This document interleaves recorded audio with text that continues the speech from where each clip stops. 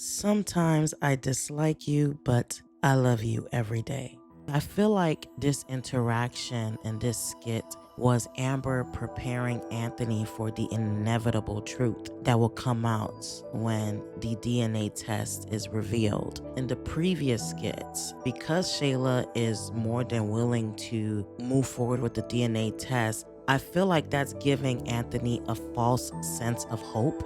I feel like Amber sees that in Proverbs chapter 31, the verse 11 and 12, it says, "The heart of her husband safely trusts her, so he will have no lack of gain." 12, "She does him good and not evil all the days of her life." At this point, I don't think this Anthony character has fully comprehended that his heart can honestly trust in this woman. The fact that Amber is able to read that Anthony has some type of strange trust in Shayla and this whole DNA situation, and she's trying to navigate him outside of that type of mindset is honestly amazing.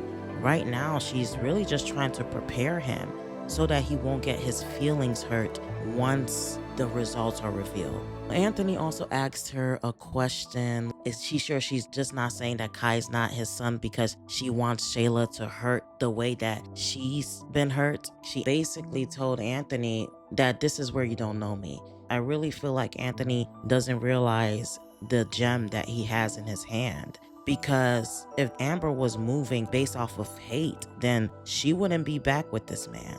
And I like the fact that she's able to see somebody's actions even outside of them. She's able to see that people avail themselves to be used by the devil at times. Like in the case of Shayla, she allowed the envy and the covetousness to linger, is why she went and did that disgraceful thing that one night that Anthony was drunk. It's not to say that one won't be envious or that thoughts won't come up, but what do you do when the thought of jealousy or envy and all those things come up?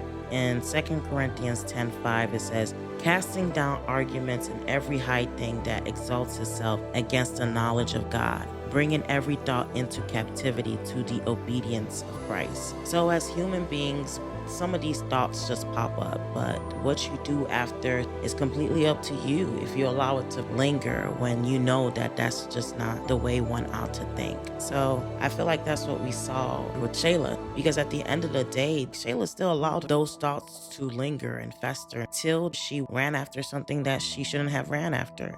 Anywho, let me know y'all's thoughts below. Thank you for watching.